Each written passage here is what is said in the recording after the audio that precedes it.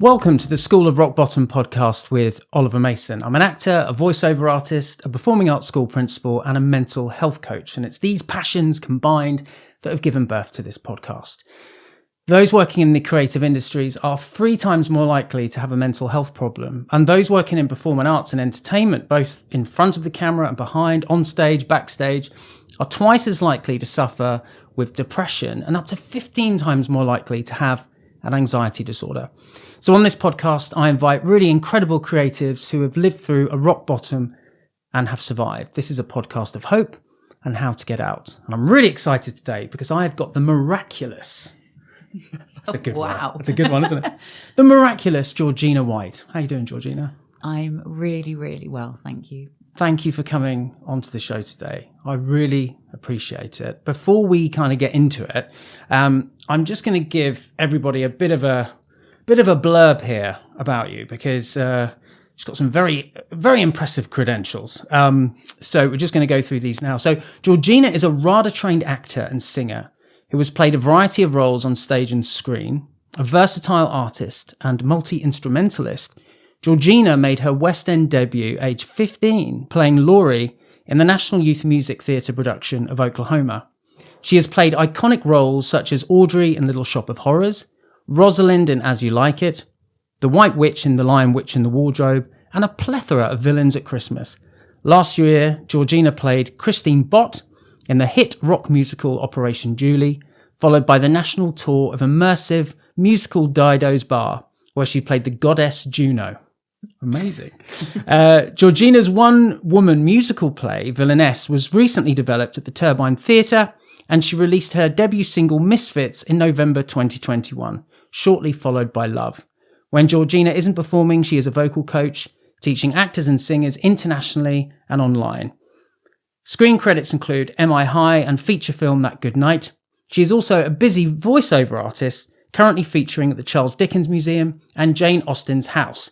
Now, I think you're being a little bit modest there because I know you've got over 40 theatre credits. But yeah, thank you, because I probably would have been here a long time reading all those out. I've also got here that Georgina has been sober since December 2020. I have. Congratulations. Thank That's you amazing. very much. Thank you. I hope you don't mind, but I just like to kind of get straight in there, if that's okay.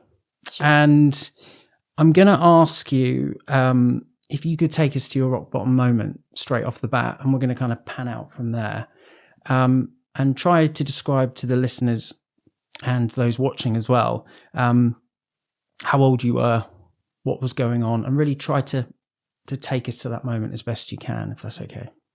Sure.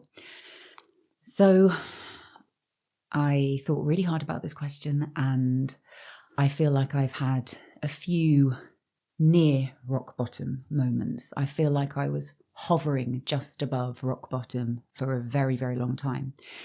And I feel like I managed to pull myself out just, before it got really bad. But one memory that really sticks out in my mind is the first Christmas of the pandemic. So that would have made me, I think, 34 years old. And I had everything that I thought I could possibly want. I was married. I had a beautiful home, dog, and I had lots of work on as well. And I was so completely miserable, and I just felt this overwhelming hole, this black hole inside me. And I remember I had 2 glasses of wine after I'd put on an online concert for my students, and I just felt desperately unhappy, and I didn't know how to get out of it. And for the first time in my life, I thought, I don't actually want to be here.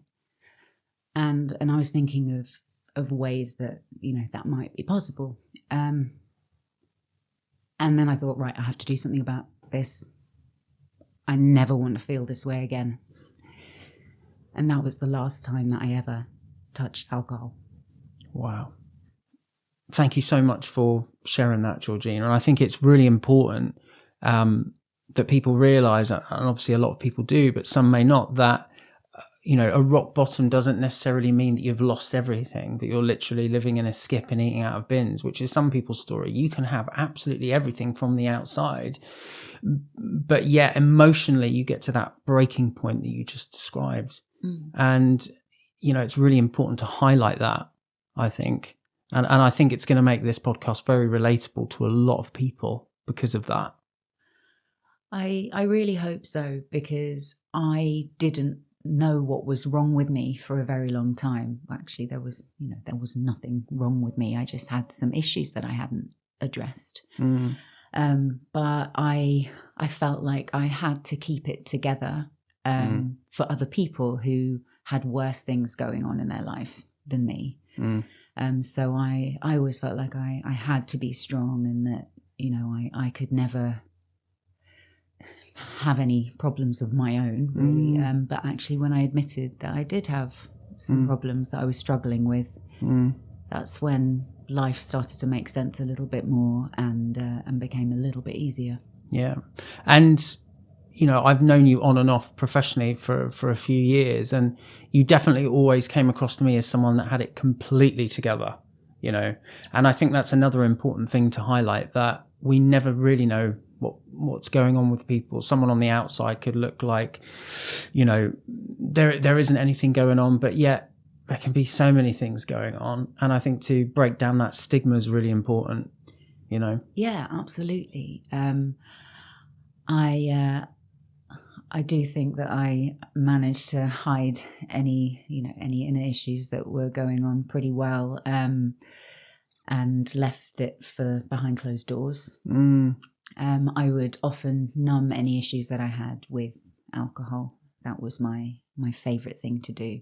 But actually, I started to realize that I was pouring gas on the fire. I wasn't addressing the issues. I was just making it worse in the long run. Yeah. And during this period where you felt, in your words, that you had to keep it all together, and from an outside point of view, it looked like everything was together, what outlet did you have apart from alcohol at that point to turn to? Was there anyone that you could talk to during these times or share this with?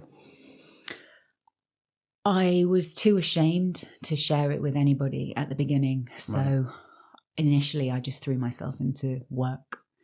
And I went work crazy, and I was working all hours of the day. And I ended up driving myself into a bit of a mental breakdown. And after about 10 months, I think, I managed to open up to some friends and my family. And that's when things started to get a little bit easier. Yeah. It's amazing, isn't it, with sort of mental health concerns, if it was a physical problem, you would have had no shame, I'm sure, to turn around to particularly family and be like, my arm hurts, what's going on? But when it comes to mental health stuff, there's still that thing, isn't there, where I can't talk about that, or my problems aren't as valid as someone else's, so therefore I'm going to suffer in silence. I think that was always the thing. I thought, well, other people have got it worse than me, so my problems aren't valid, but they absolutely are. And I was really, really struggling with anxiety, and opening up to my family and my parents and saying, look, I have a problem here, and I need your support in that I don't want to drink this Christmas. Yeah. It was opening up to them that was the biggest relief. Yeah. And I think anxiety is a kind of thread that's kind of run through your story, really. When did anxiety start for you, do you think? When were you first aware of it? I think probably when I was 10 years old, around then, and I just felt really uncomfortable in my own skin. I was taller and bigger than everyone else, and I felt really awkward. And I'd use humour as a coping mechanism when I was little, and And when I first tasted alcohol, actually, when I was 12 years old, I felt like I put on an invincibility cloak, and that really helped me with my confidence. I felt confident when I was on stage as well. Yeah. That playing other roles, hiding behind other characters. Okay, interesting. Yeah. Yeah, absolutely. When I was not myself, I felt really confident. But when I was myself, I really struggled. And I think anxiety is something that a lot of performers suffer with. I notice it in my theatre school. I notice it. I've had it myself. Friends and colleagues, that anxiety is something that is incredibly common in performing, and I'm sure across the creative industries, because we have to be vulnerable. We have to be sensitive to emotions. Obviously, that's a stereotype. Not everyone is like that, but a lot of performers describe a sense of agency with a character. You know, and it sounds to me as well that your anxiety at a young age was similar to mine, because I always thought anxiety was, I don't know, I'm at a party and the person that's quiet in the corner, that's anxiety, right? And I was never like that. I was always loud and all of that. But it can be overthinking, and rumination. And I never knew that was anxiety until I was much older. Is that something that you've always done? Absolutely. I have what I call racing thoughts. Right. So I get so many thoughts in my head all at the same time, and I find it really, really difficult to comprehend them all, to compute them all. And I've had to learn other coping mechanisms. So exercise is amazing. Yoga is absolutely brilliant. Taking myself outside for some fresh air and just being in nature as well, and just taking a breather, because sometimes everything gets really overwhelming. And it sounds to me that I noticed that none of those things that you described that work now include alcohol. Obviously, because you've been sober since 2020, like I said at the beginning. But I would imagine that if you had all those racing thoughts, when you described drinking alcohol at 12, that it probably just put a stop to those thoughts. And that's probably, would I be right in assuming that's what made alcohol so powerful for you? Yeah, absolutely. Alcohol was so powerful because it would numb everything, and everything was lovely and fine and funny. And I thought I was happy when I was drinking. But that would only last for a certain amount of time, and then I'd start to drop in energy, and I'd notice that I'd start feeling a little bit more depressed. So I think with alcohol, when I was younger, certainly in my teens, my early 20s, I would associate it with fun and going out. I absolutely love to drink, Ollie, and I had some great nights out. Sure. But as I got older, it actually became self-medication, right, for coping with really difficult things that were happening. My dad being diagnosed with dementia, that was really difficult. I absolutely used alcohol to cope with that. And breakdown of my marriage. The only way I knew how to cope with it was to drink. But actually, when I removed that, then I could see things clearer, and I started making better decisions, and I stopped allowing myself to be treated in a certain way, and life became easier. There seems to be a line, doesn't there, in the sand with a substance like alcohol. I suppose benzos would work in a similar way, where, it might be useful to address a problem one day, but then once it becomes a crutch and someone's only solution, it then becomes a problem within itself. It makes the anxiety worse. You mentioned depression. I think a lot of people are going to relate to your journey with alcohol. I think sometimes when people think about an alcohol use disorder, they sort of might picture, I don't know why I'm going to say a man, but, a man on a park bench. It could be a woman, of course, or whoever else, drinking out of a brown paper bag. Yeah. And that's what a lot of people's image are of someone with an alcohol problem. but it can be someone that's got everything and they're using it quite quietly sometimes just to cope. And actually there was years when it was fun and I was going out. When did it start to, the relationship with alcohol, when did it start to break down? At what point did it stop working, for want of a better word? I mean, I think that there were many nights when it didn't work very well for me throughout my teens and 20s. But I think it started getting really bad when I was in my late 20s. And I was also at a point where I was struggling with work. I wasn't doing very well at auditions. And it was kind of a toxic pattern because I wasn't doing well. So then I thought, well, I'll drink to make myself feel better. And then, I'd need a few days to recover and feel absolutely terrible and then do badly at another audition. And I realized, I think it was when I was about to hit 30, which is also a big thing. Yeah. To hit these milestones. And I think I also, I felt like I wasn't good enough. I felt like I wasn't achieving enough. I felt like I was a failure, right? Compared to a lot of other people, and I just put so much pressure on myself. And I had external pressure from other people, family who expect things from you.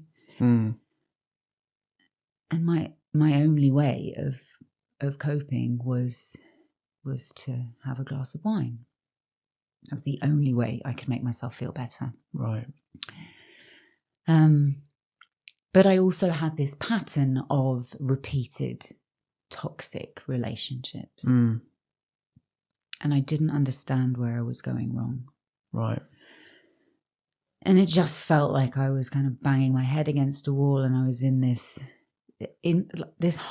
place where I was just hovering above rock bottom for a long time. And it sounds like you were aware of it as well on some level. I was aware of it, but I couldn't see a life not drinking. And I didn't drink every day.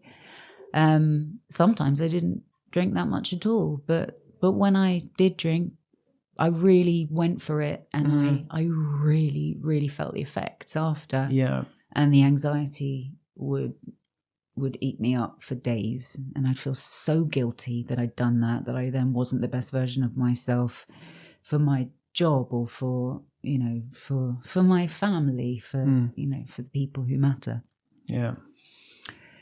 It felt like a cycle that I couldn't break out of. I thought I was just going to be someone who drank for the rest of my life and felt like this for the rest of my life. I didn't know how to get out of it. And it sounds like you were getting a kind of double whammy, because if your head was overthinking and then you get the power of alcohol on top, you're kind of getting a cocktail that other people without anxiety don't really feel. You're kind of getting a kind of different experience, because you're getting the removal of anxiety plus the effects of the alcohol. And it sounds like that is going to create, a different sensation in the brain, I would think, Absolutely. I'm a hypersensitive person, so anything I drink or take has a crazy effect on me, and and my mind does very strange things. And I've realized that taking away these things, my mind is still pretty strange. That's good. It is good. Strange is good. But I can accept that now. I didn't understand why I behave in certain ways before. And now I'm a lot more accepting. Sometimes I will have this crazy rush of energy and I won't understand why. And sometimes I'll be really low and I'll need to rest. And now I'm just a lot more accepting, rather than trying to push my body into doing things that it doesn't want to do. Yeah. And I think some people just have very intricate, quite special nervous systems, I think, that are quite optimized already. And I think sometimes when, like millions of people do, billions of people do self-medicate, it works for a while. and then it all just comes crashing down like a house of cards. It sounds like in your mid-20s, I think you were describing a sort of beginning of a toxic relationship with alcohol, with relationships with other people. And it also sounds like with yourself as well. So you used the words, another bad audition, did another bad. Why was it a bad audition? I think it felt like a bad audition because I felt like I hadn't given the best version of myself, and I was frustrated with myself. And now that I don't do anything like that, I know that at least I am giving the best version of myself that I can give on that day, and I'm still not always going to feel 100%, and I'm absolutely not going to deliver sometimes, but I won't feel guilty about it.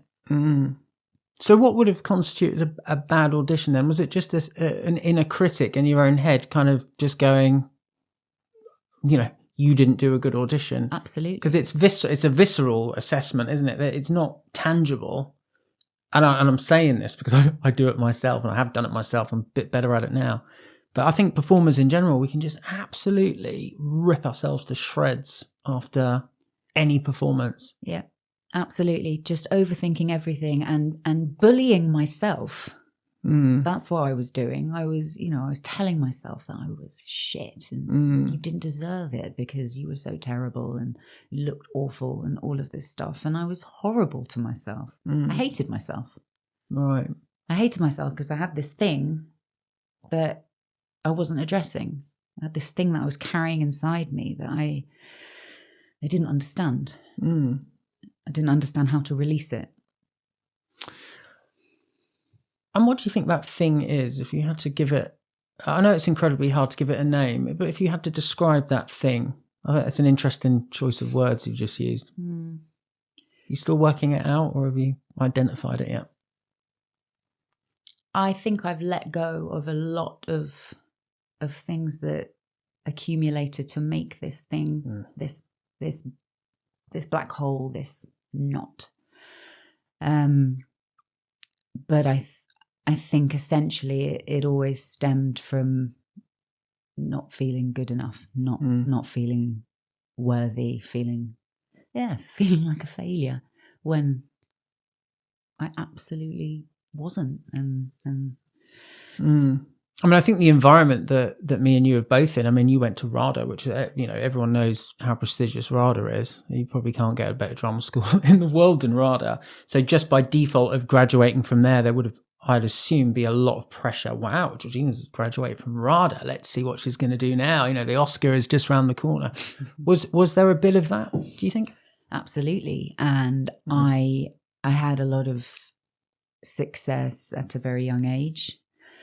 I was in the West End when I was 15, and then I was performing at the Peacock Theatre and the National, and then I got into RADA, and I think there were massive expectations, and from other people and from myself, and you feel like you're expected to stay at a certain level, keep going, but that's not how life works sometimes. Yeah. And, that might happen to a couple of people. But I was lucky. I was working all the time, but I felt like a failure because it felt like I wasn't doing well enough. It felt like I wasn't good enough. And I've put that to bed. Because I look back on everything I've achieved and I'm really proud. Well, I just read a very, very, very edited version of your biography. And I think you've achieved like so much stuff, and there's so much stuff that you've missed out. I mean, like you say, you've been working pretty much continuously since you left. And I think a lot of performers have said this, that, even when they get the Oscar or get the BAFTA, wherever it is, that feeling still remains. And the only person that can give that evidence that you're enough is, like you say, has to come from you, doesn't it? Yeah, absolutely.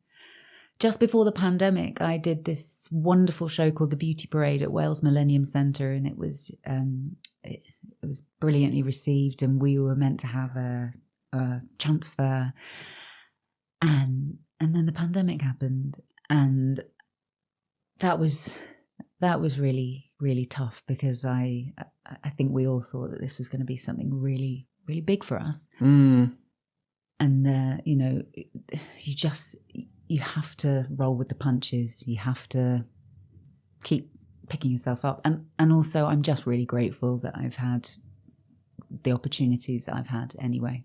I realise how lucky I am. Yeah, absolutely. Was there anything in your childhood, do you think, that kind of predisposed you maybe to feeling, I guess what you're describing as imposter syndrome? Is there any links there, do you think? I know that your mum was a very successful opera singer, so well, it's not her fault. She was. But I would imagine straight off the bat, you've kind of got this kind of icon in the family that you're trying to, again, I'm guessing, emulate in some way. Absolutely. Is there any truth in that? Yeah. And I'm so proud of my mum, and we have an amazing relationship, but she's a hard act to follow. Yeah, absolutely. That's really interesting you just said that. Do you believe that? Do I believe that she's a hard act to follow? Yeah. I think I did. I think Right. I think that less now. And you know, she was an opera singer. I'm an actress, and I do more musical theatre type work. Yeah. So I'm able to differentiate myself now, and I carve my own path now, and I'm making my career what I want to make it, rather than what other people think it should be, or what I thought it should be. Yeah. But yeah, absolutely. When you have a successful parent, you do feel a lot of pressure to live up to it. Yeah. And what was it like growing up? Because I think your mum was on tour quite a bit, I'm assuming. Yeah. Yeah. My mum was, she was working for the Royal Opera House and the English National Opera. She was performing most evenings. So my dad was sort of the primary carer in our house. Right. So I just remember spending a lot of time with my dad as a child, and he would take me to rehearsals, and he would take me to my shows and pick me up from them. And, you know, I just remember having all of these long car journeys with him, and really, really getting to know him as a kid. And my mum was away working. So that was the influence that I had, that, you know, the woman was away doing the work. Right. Interestingly. So I've always had a really strong work ethic, and I've always been very ambitious, and I and you've used it to cope. Absolutely. Yeah. So when something bad is happening in my life, then I absolutely bury my head in my work. Right. And I don't know if that's necessarily the best thing to do. Good things have come from it. I've started creating a lot of my own work, but I also know how important rest is, and how important it is to give yourself a break. Sometimes you just need to reconnect with yourself and take yourself away from things that are toxic in your life. Yeah, I mean, I think workaholism, you know, it can slip under the net a bit. But, you know, it's like with any addiction, really. Once you start getting negative consequences and you can't stop, it can destroy. And, you know, with work, it can kind of be framed, well, I'm being productive, I'm working, I'm earning money, I'm doing something. But if you're not sleeping, you're neglecting relationships. Again, I don't know if any of these things have happened to you, but in a general sense, it can be as destructive, can't it? You can absolutely burn out and hit a brick wall. And that's when really serious things can start to happen. Absolutely. And it can become addictive.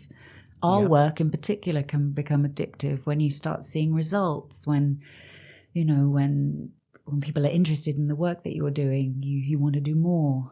And it's important to recognize that. When does it become unhealthy? And it sounds, and I don't want to make too kind of a simplistic link here, but just from that brief snapshot you gave me of your childhood, you were sort of getting signals that from your mum, work hard, that's really important for survival, keep working, you know, travel wherever you've got to go, keep working.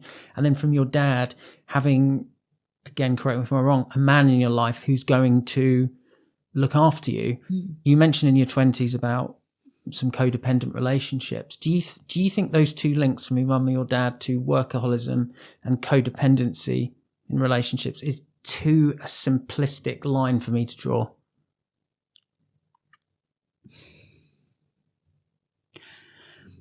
I think you absolutely have a point. I think I was looking for someone to give me some boundaries. So I think I was looking for someone to tell me no sometimes. And I ended up looking for a certain type of person who perhaps wasn't very good for me. And I've often ended up in toxic relationships. It's interesting. And I think this is very common. I know so many actors that have all these little threads that sort of come together of imposter syndrome, of workaholism, maybe over-reliance on alcohol or other substances. And then it sort of bleeding into relationships, and then things just kind of cracking open, if you like. And then this most kind of like beautiful recovery then emerges, you know. Before we sort of get onto that bit, you mentioned about the kind of high of the industry and how it's like a drug. I mean, it almost mimics sort of almost like a drug-seeking behavior, doesn't it? You've got the audition, so that's sort of like trying to find out what's available. Then you do the self-tape of the audition. It's like, I don't know, maybe like going to the dealer or something, and then this whole kind of anticipation, will I, won't I? And then bang, you've got it in your hand. There's so many parallels, I think, and it can be very up and down. How do you manage that now? That kind of up and down. So I think the most important thing is to make sure that your home life is stable, to create a safe environment where you feel accepted, where you feel that you can be yourself, where you feel supported, because the industry is notoriously unstable and unpredictable, and you can be working loads one year and have absolutely nothing the next year, and it's terrible for your mental health. So to create a really, really solid home environment is so important, and I didn't realize that. I seemed to attract drama in my relationship, so I ended up having drama in my work life and in my personal life, and I just got to a place where I couldn't deal with it anymore. So I really focus on keeping my home life as peaceful as possible, and choosing to spend time with people who are calming, who have similar interests to me, and who accept me for who I am. Absolutely. And I think that's probably why across the creative industries, like I said at the beginning, there's this stat that they're 3 times more likely to have a mental health problem. And I think it's obvious with acting, but all the creative industries, by nature, a lot of them are freelance. So you don't have a lot of, that kind of job security that comes with, you've got a pension and you get sick pay and all of that. You're always kind of juggling, not quite sure what's going to happen. I love what you say about the home life, and in particular, having a squad of people around you that are, I call it, I would call it, if I was talking to you, hashtag Georgina White. Having people that are in your life that are hashtag Georgina White. And I've certainly done that in the last decade. Anyone who's not hashtag Oliver Mason, they're out the door. How have you gone about doing that? Because I would maybe assume that a little bit of a cull might have had to ensue, or have you just sort of slowly done it behind the scenes and got rid of people, friends, for example, that maybe weren't good for you? It's really interesting, because I thought when I quit drinking, I'd lose loads of friends. But actually, when I said, look, guys, I've been having some problems and this is how I'm going to live my life, most of the people around me were incredibly supportive and have remained in my life. I had to remove myself from certain situations and certain people who were unsupportive. So I've recently gone through a divorce. I was told by some people that I was too old to do my job. About 3 years ago, I was told that I should hurry up and have babies. Right. And I want to live my life the way I want to live it. I am ambitious, and I'm not going to stop working now just because society expects me to have kids. I hope to continue doing the work I do until I'm 90 or 100. So yeah, I've had to remove myself from certain groups of people. And it feels a lot healthier now. And a lot of people I work with and talk to, they say that when they have a kind of a substance issue, like you so generously shared around alcohol, and then they put it down, that it gives them this incredible sense of agency to be able to kind of clean up all of that stuff, put boundaries in with people, let in the right people. It sounds incredibly positive for you, this sober journey that you're on. Anyone who's sort of struggling with alcohol at the moment, and I think the way you described it, so many people relate to, just having that glass of wine in the evening, one too many, quite regularly, just to kind of cope with things. How did you stop drinking? Because so many people never manage that. How did you do that? Well, I knew I couldn't do it by myself, and I was too ashamed to talk to anybody about it. So I took myself to a therapy group, an addiction therapy group, a place called the Farm Dayhab. And I started going to regular group sessions and talking about my problems. And when I removed alcohol, I realized that alcohol wasn't the problem. It was the anxiety, it was the relationships, it was the trauma that had happened in the past, the unaddressed trauma. And this therapy group helped me do 50 days sober, which I did. I then relapsed tremendously. I had a cracking binge drink, and then the pandemic happened, and I was drinking through the beginning of the pandemic. And then I told you about that rock bottom memory. The first Christmas was my mum's birthday, actually, and I'd had enough of my own shit. I was like, I cannot live like this anymore. And life is still hard sometimes, but the things that I've been through since quitting alcohol, I have no idea how I would have coped if I was still drinking.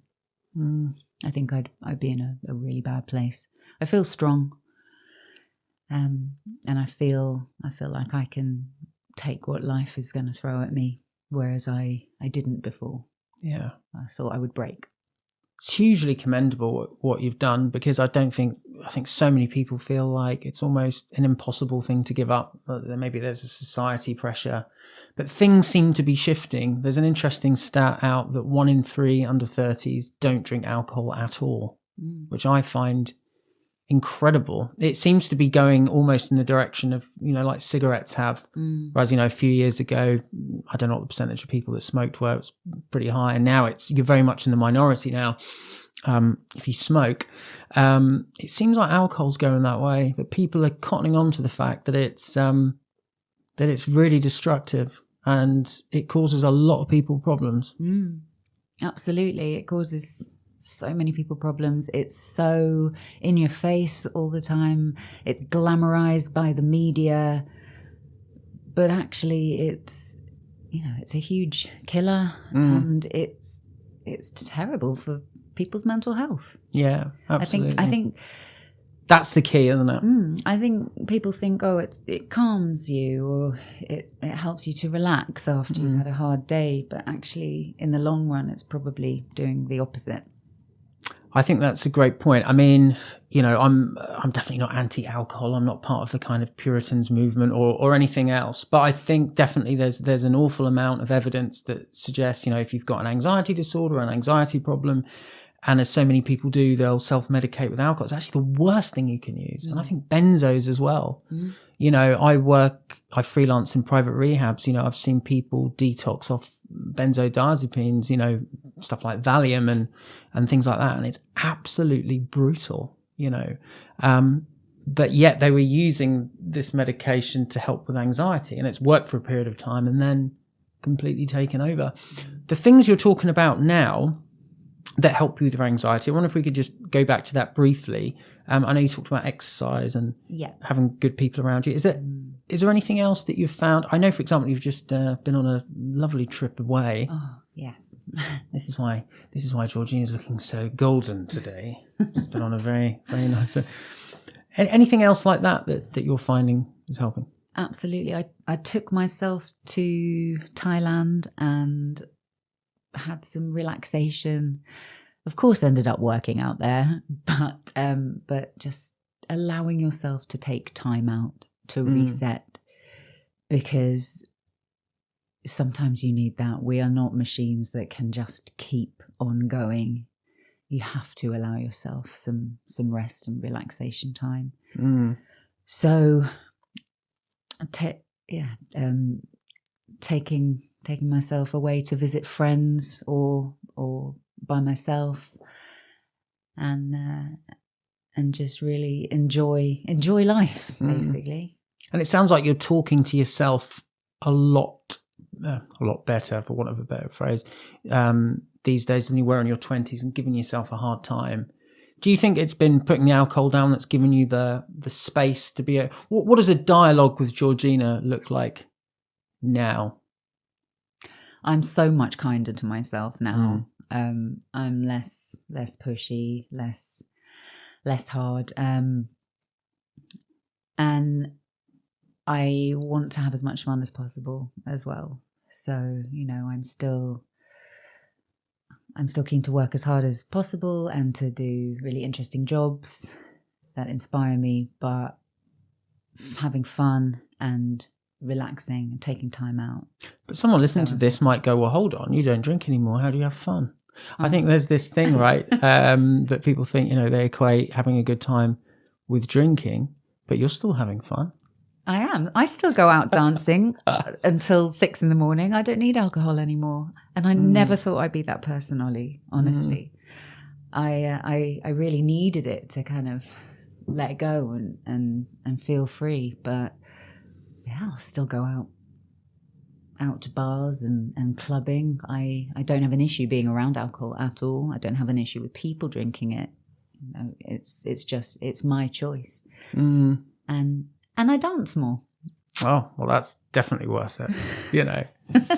There's a bit of a catchphrase in mental health community, which I think really rings true with what you've just described, you know, that addiction is giving up everything for one thing, and recovery is giving up one thing for everything else. It sounds like you're kind of living proof of that. Yeah, it feels like doors are opening. It feels like I am addressing issues that I've needed to address for years. And I feel brave. I feel confident in putting out my own work. I feel confident in having a voice. I'd never have spoken about anything like this 10 years ago. I'd have been way too shy or ashamed. And now I feel brave enough to put my voice out there. If this can help one person, if anyone else is going through the same things that I've been through, then it's worth it.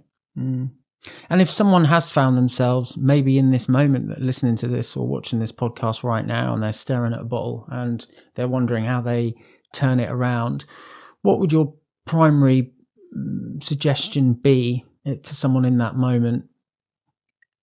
Please talk to someone. People want to help you. Your friends want to help you. And there are so many places that you can go for help. Groups, therapy groups. You're not alone. There are so many people who are going through the same thing as you. Do not feel ashamed. You're not alone, and everybody's experience is valid. I thought that in order to have an issue with alcohol, I had to be drinking every single day of my life. I had to be on the street. absolutely not. I was, working all the time, seemingly holding it together, and I had a mental breakdown. It's been very inspiring having you on, Georgina, today, and I really want to thank you for just kind of laying it all out to help other people. It's incredibly brave. I just wondered if we could just briefly talk about the industry in the sense of, let's say there's someone who's just graduated, rather, who's mid-20s, take it back to that moment. What advice would you have to anyone who's struggling with the ups and downs of the industry? I don't know. Maybe I know a lot of young people, of all ages, really struggle with the self-tape because they kind of feel like, they're posting their audition, they're giving it to a casting director, and then it kind of just vanishes into this black hole. Things like that. Is there any sort of coping techniques that you use now? I think I try and enjoy the process rather than thinking about the end goal. Think of every self-tape as, as practice for the next one, and just try and enjoy them. Don't take life too seriously.